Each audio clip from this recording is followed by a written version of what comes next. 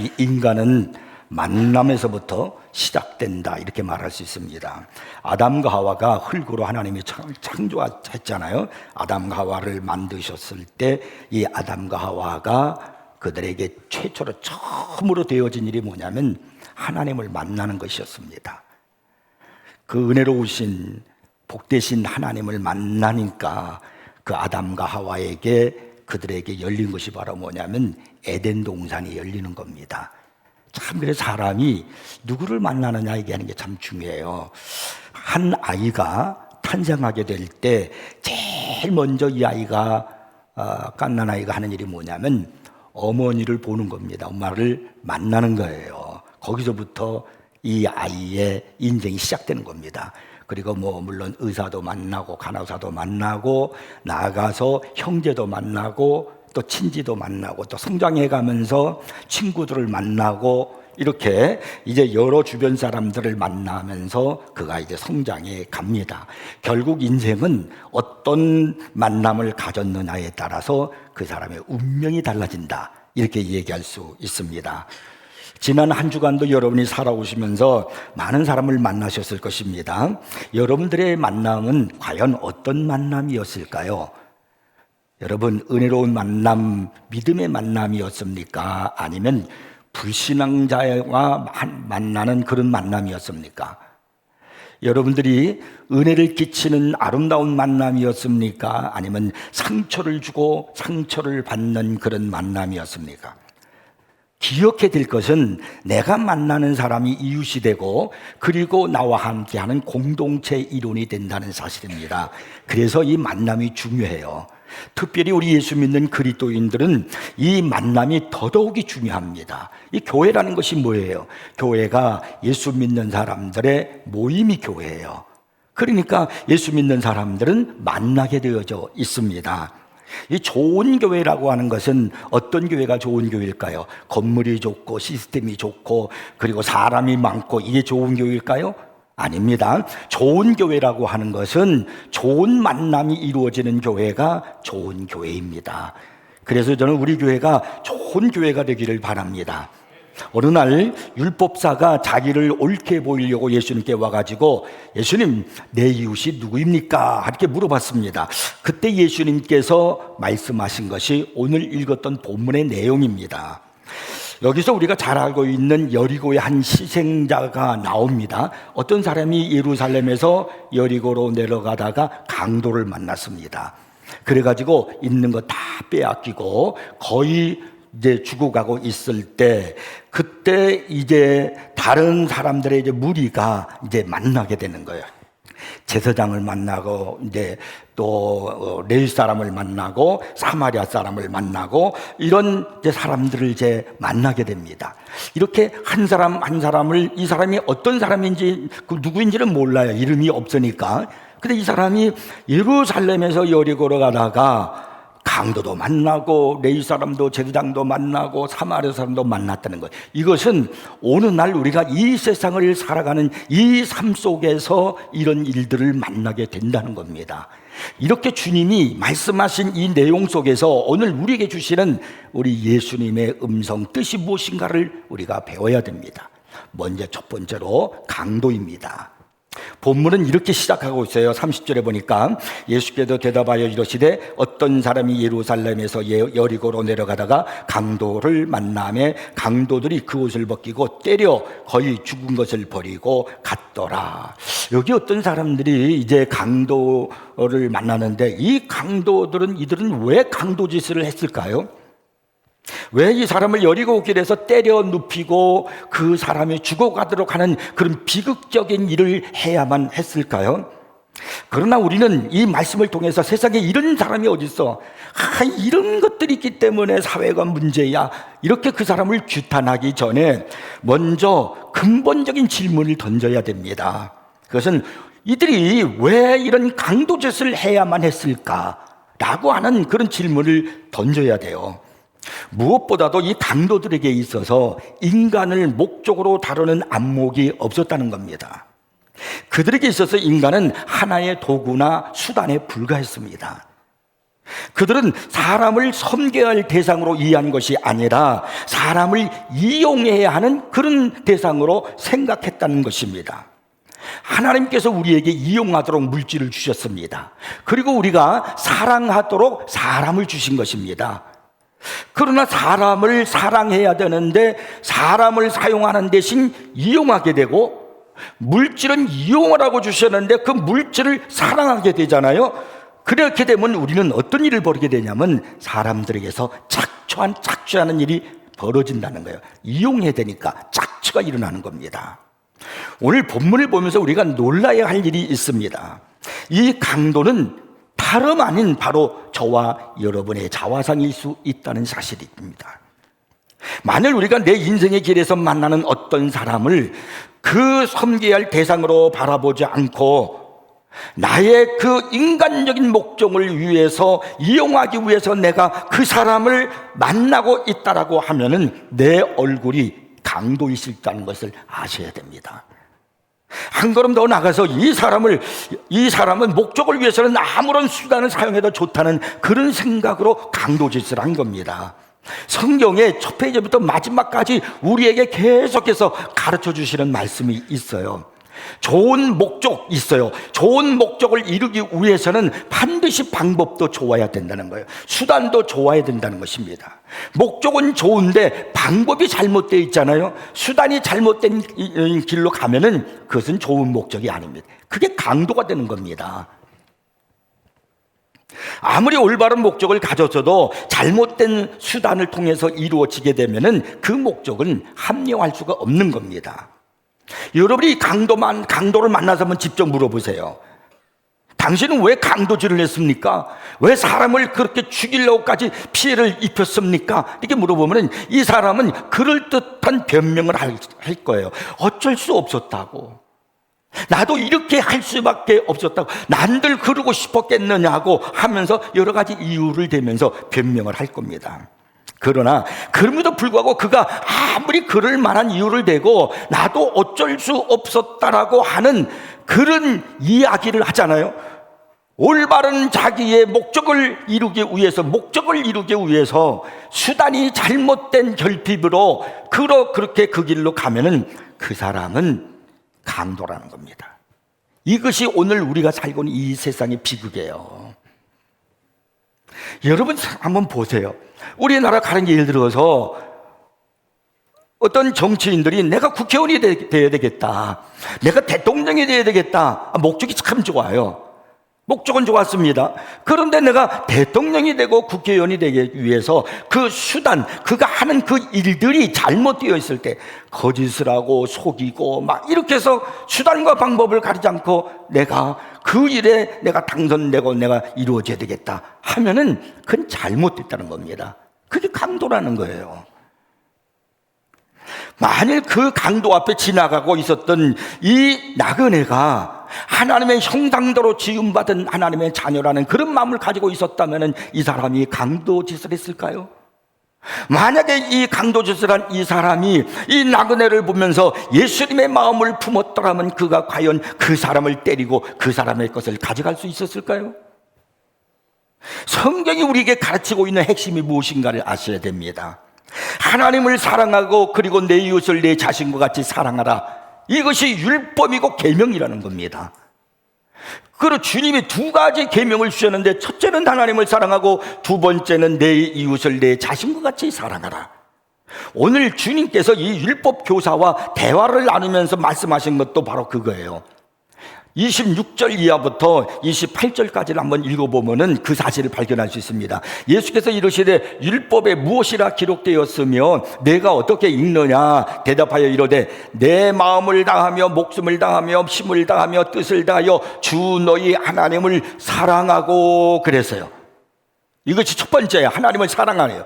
두 번째는 또한 내 이웃을 내 자신과 같이 사랑하라 하였나이다. 예수께서 이르시되 내 대답이 옳도다. 이를 행하라. 그러면 살리라 하시니 이렇게 말씀합니다. 여러분, 그러면 하나님을 사랑한다는 것은 어떤 의미를 말하는 것일까요? 여러분, 목숨을 다하고 힘을 다해서 하나님을 사랑한다. 여러분, 하나님 사랑한다고 말할 거예요. 그러면 여러분이 하나님을 사랑하는 그 의미, 그 목적이 뭐냐는 거예요. 어떤 것이 하나님을 사랑하느냐는 거예요. 우리가 하나님을 사랑한다라고 하는 가장 중요한 그 목적이 뭐냐면 예배입니다. 내가 예배를 드림을 통해서 하나님을 사랑한다는 표현을 하는 거예요. 자, 그러면 예배가 또 무엇이냐? 예배의 가장 중요한 핵심적인 내용이 무엇인가를 아셔야 됩니다. 그 예배의 핵심이 뭐냐? 그건 드림입니다. 헌신하는 거예요. 내가 하나님을 위해서 예배한다라고 하는 것은 하나님께 나 자신을 드리는 것을 말하는 겁니다. 내 마음을, 내 시간을, 내 몸을, 내 물질을, 내 생각을, 내가 가지고 있는 가장 중요한 것을 주님께 드립니다. 그게 예배예요. 그게 주님을, 하나님을 사랑하는 것입니다.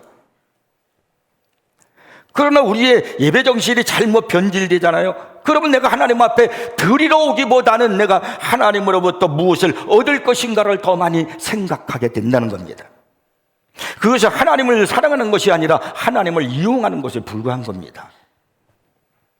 사실 인간의 사랑과 하나님의 사랑은 두 개의 별개의 사건일 수가 없는 겁니다. 이건 같은 거예요. 하나님을 사랑하는 사람은 인간도 사랑하게 되고요, 인간을 진심으로 사랑하는 사람은 하나님도 사랑하게 된다는 거예요. 사도 요한은 요한일서 4장 20절에서 그 사실을 이렇게 말씀하고 있습니다. 누구든지 하나님을 사랑하노라 하고 그 형제를 미워하면 이는 거짓말하는 자니 보는 바 그 형제를 사랑하지 아니하는 자는 보지 못하는 바 하나님을 사랑할 수 없느니라.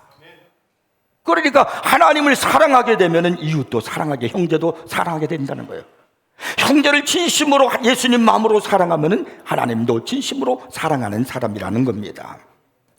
만약 우리 주변에 있는 사람들을 하나님의 형상을 닮은 존재, 하나님의 같은 자녀라는 사실을 인식하고 그를 바라본다면 진정으로 그를 사랑하지 않을 수가 없어요. 왜냐하면 내가 하나님을 사랑하니까요.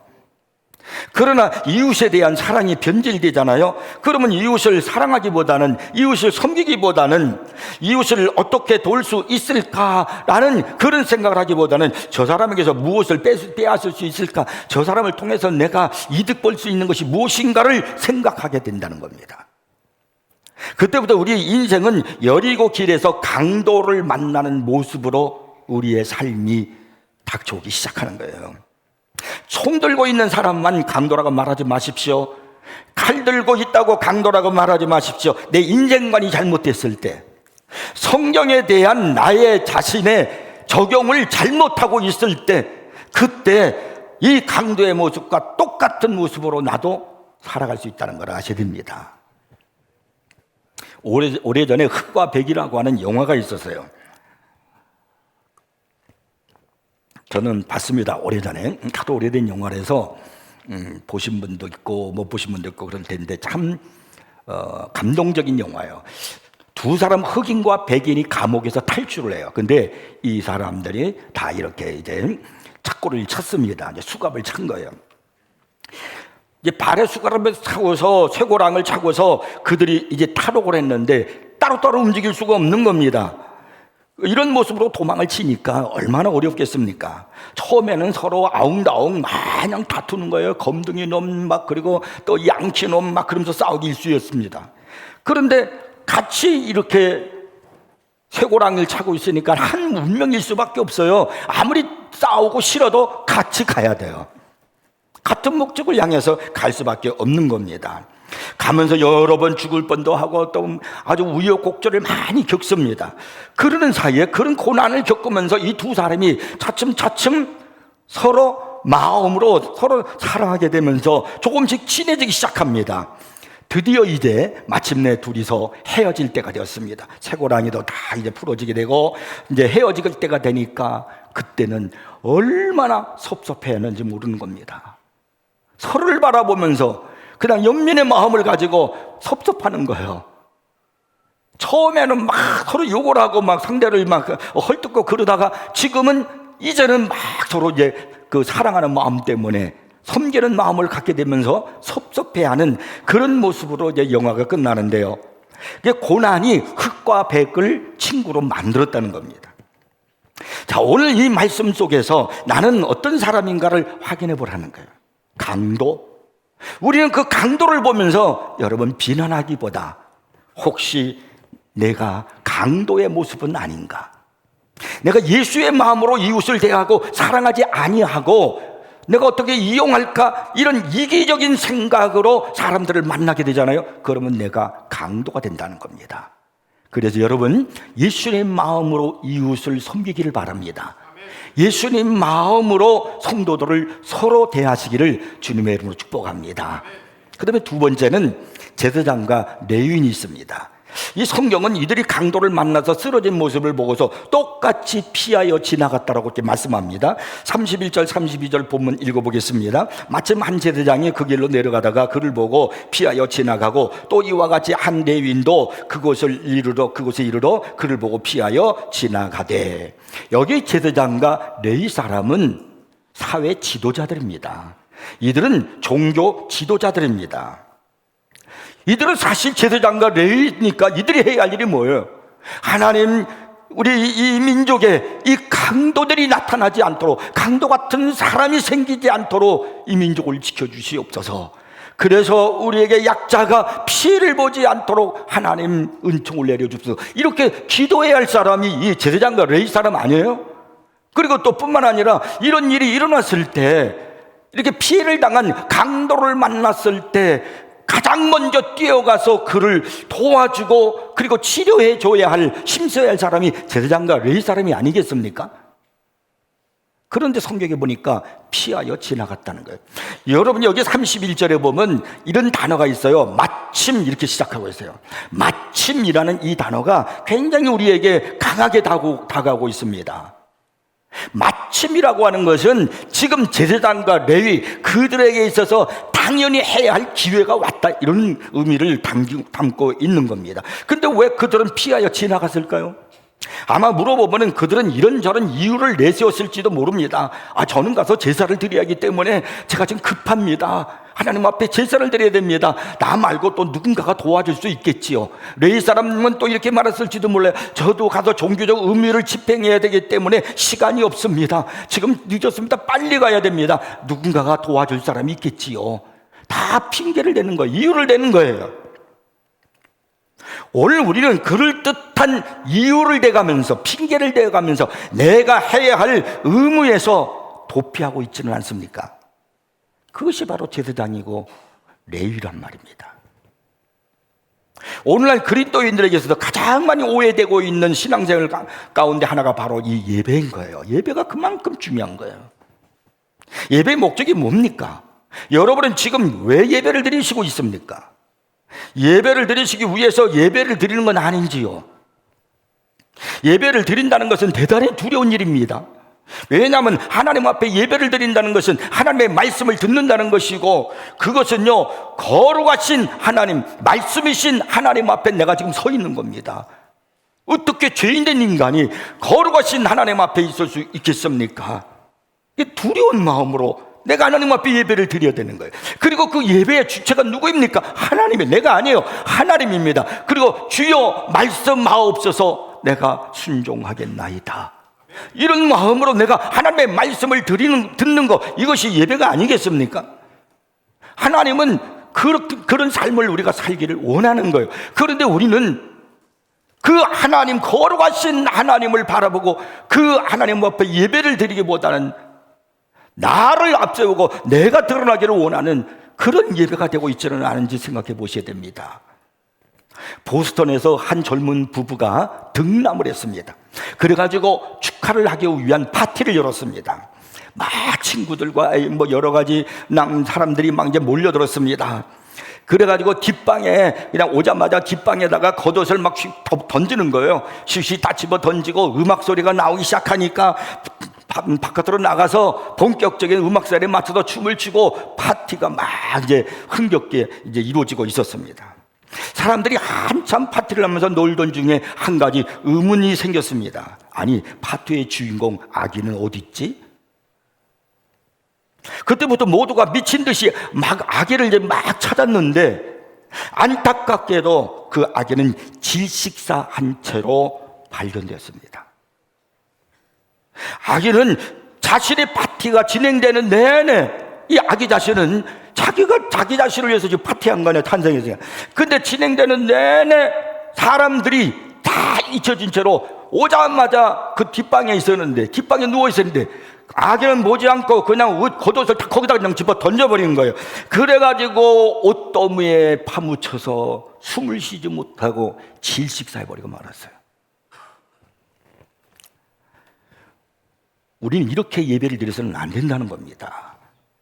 형식적이고 의무적인 상태에서 자신의 영광에 맞추고, 그리고 하나님 앞에 거룩하게 죄인된 이 모습이 두렵고 떨리는 마음으로 예배를 드려야 되는데, 나의 거추장스러운 거, 다 인간적인 거 다 주님 앞에 다 던져버려서 주님은 보이지 않고 영광의 주를 놓쳐버리고 단순히 예배를 드리기 위해서 예배를 드리고 나를 나타내고 나를 보이려고, 그런 예배라면 그건 종교적인 행위에 불과한 겁니다.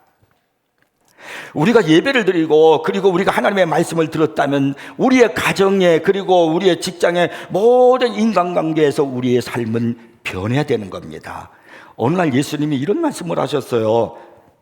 나는 자비를 원하고 제사를 원하지 아니하노라. 그럼 제사 드리지 말라 그런 얘기가 아니에요. 중요한 것은 바른 예배가 중요하다는 거예요. 바른 예배를, 올바른 예배를 드리면 자비, 국률한 마음이, 이웃을 향한 그리스도의 마음이 열려지게 되어 있습니다. 오늘 우리는 하나님께서 무엇을 더 중요하게 여기시고 계신가를 우리는 알아야 돼요. 강도 만난 이웃을 보고 피하여 지나간 제사장 레위인이 되지 마십시오. 오늘날 교회 안에 수많은 사람들이 그렇게 신앙생활을 하고 있어요. 마침이라는 거야. 내 앞에 딱 그것이 딱 그 현실이 딱 들어, 아이고 내가 뭐 해, 꼭 내가만 해야 되나? 마침, 이 말은 무슨 말이냐면 그가 해야 할 일이라는 겁니다. 제사장이 해야 할 일이고 레위 사람이 해야 되는 거예요.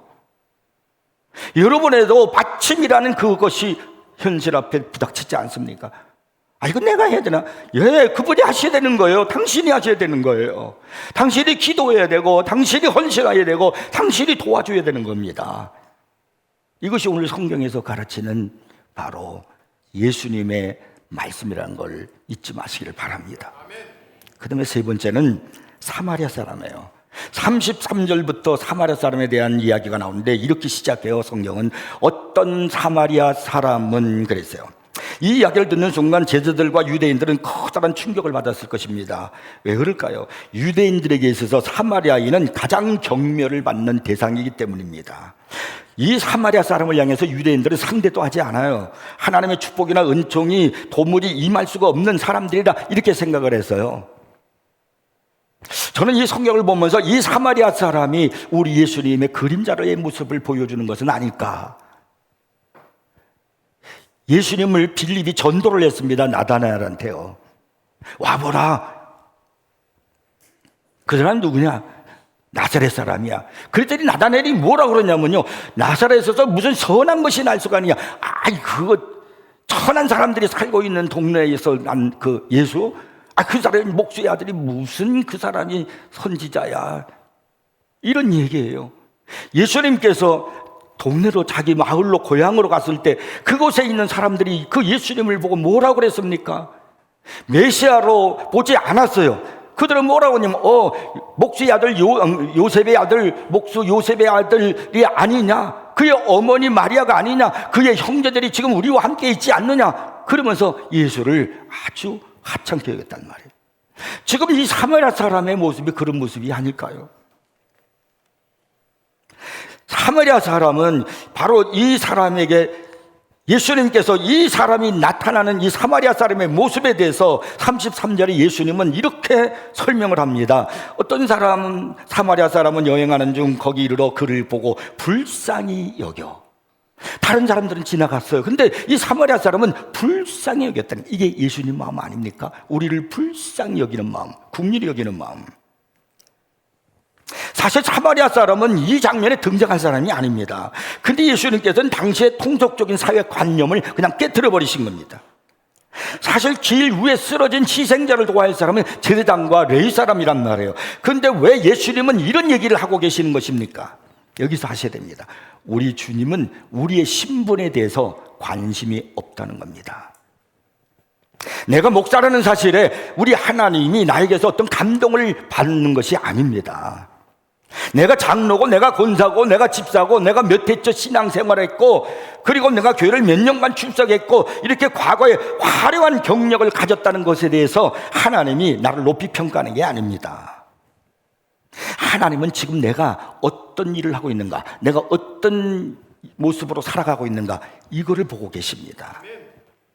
하나님은 지금 내가 이웃을 어떤 마음으로 대하고 있는가, 그 이웃을 어떻게 섬기고 있는지에 대해서 살펴보고 있다는 겁니다. 교회에서는요, 절대로 있어서는 안 되는 일이 있습니다. 그게 뭐냐면 차별입니다. 교회는 차별이 있어서는 안 돼요. 그런데 교회에서 사람에 대한 차별이 있다고 하면 그것이 바로 오늘 주님께서 말씀해 주시는 이 사마리아 사람에 대한 이야기가 아닐까요? 본문의 사마리아 사람의 특징이 뭐냐면 이름이 없어요. 어떤 사마리아 사람이라고 그랬죠? 이름이 없습니다. 세상은 온통 차별로 이루어져 있습니다. 높고 낮음으로. 그래서 더 높아지기 위해서, 우리도요, 높아지기 위해서 교회에서 와도 더 내가 좀 교회 직분을 받으면 높아지는 것처럼 사람들에게 좀 인정받고 막 그래서 좀 자기가 좀 사람들에게 높여지는 걸, 그걸 좋아하고 있지는 않습니까? 비행기의 좌석에는요, 1등석 퍼스트 클래스, 2등석 비즈니스 클래스, 3등석 이코노미 클래스 이렇게 되어 있습니다. 티켓을 구입비를 비교해 보면요, 1등석은 3등석의 5배보다 조금 더 높다고 합니다. 그러니까 엄청나게 비싼 거죠. 좌석과 좌석 사이의 간격은 1등석은 2m라 그러고 2등석은 1m 13cm고 3등석 이코노미는 87cm예요. 그래서 키가 큰 사람은 이게 다요. 1등석은 탑승객 4인당 승무원 1명이 배당돼요. 2등석은 탑승객 대 승무원 비율이 10대 1입니다. 그러면 이코노미 3등석은 50대 1입니다. 탑승 전에 라운지 서비스를 보면 3등석은 없어요. 이코노미 비행기표 사가지고 비즈니스 라운지, 호스트 클래스 라운지 절대로 못 가죠. 근데 2등석 이상은 탑승 전 휴식을 취할 수 있는 라운지가 있단 말입니다. 이곳에서 음료와 다과를 무상으로 제공하는가 하면요, 1등석 라운지에서는요, 심지어는 샤워실도 있고 최고급 안마 의자까지 비치되어 있다고도 합니다. 못 가봐서 그거는 이제 모르는데 그렇게 있다고 그래요. 식사에서도 차이가 납니다. 3등석은요, 식사와 디저트가 한꺼번에 제공돼요. 2등석 이상은요, 메인과 디저트가 시간이 따로 있어요. 제공되는 식기도 달라요. 1등석은 식기가 본차이 나요. 2등석은 독이, 3등석은 플라스틱 식기예요. 다 잡숴 보셨을 거예요. 알 거예요. 여러분은 몇 등석에 타보셨습니까? 저는 2등석에 딱 한 번 타본 경험이 있습니다.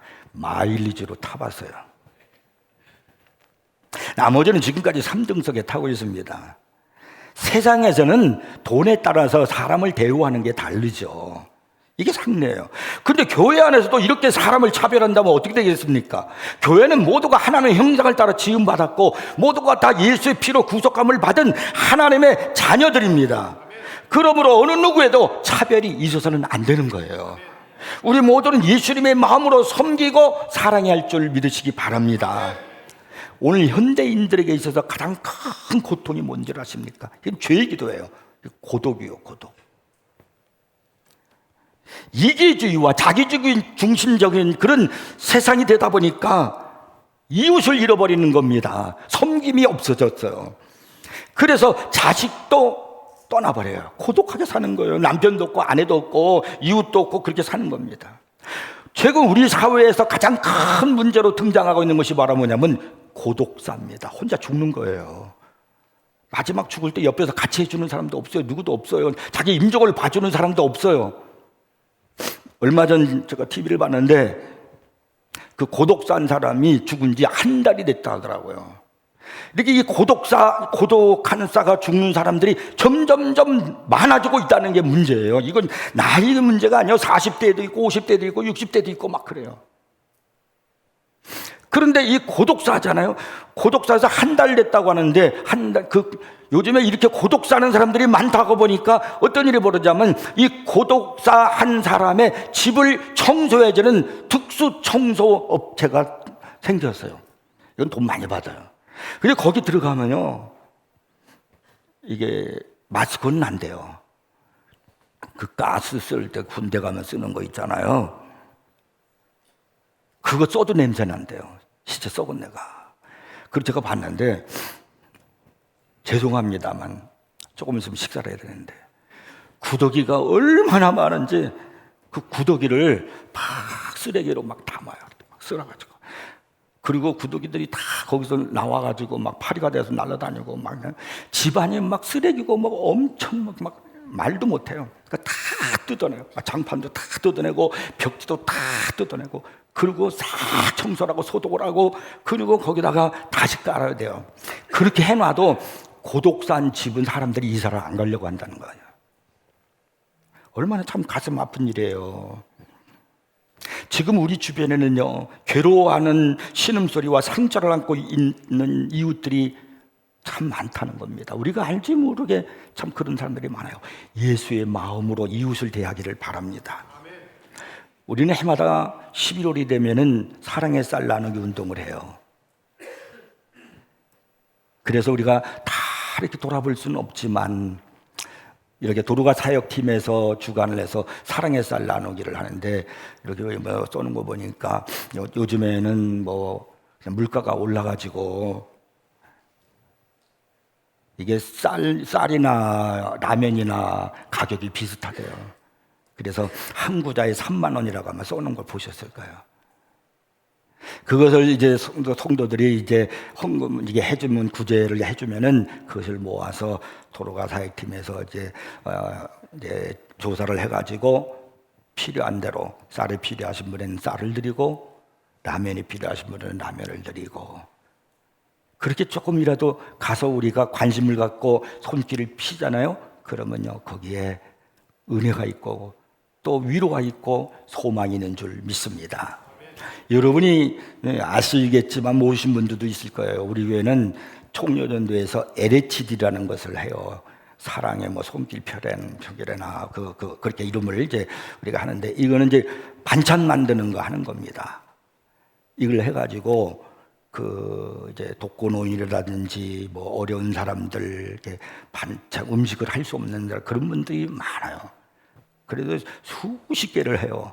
그래서 반찬을 만들어 가지고 여러 가지 이렇게 반찬을 만들어서 그 반찬을 이제 나눠주는 그런 일을 하고 있습니다. 하나님께서 우리들의 이 하는 마음, 예수의 마음을 갖고 섬기려는 이것을 보시고 기뻐하실 줄 믿으시기 바랍니다.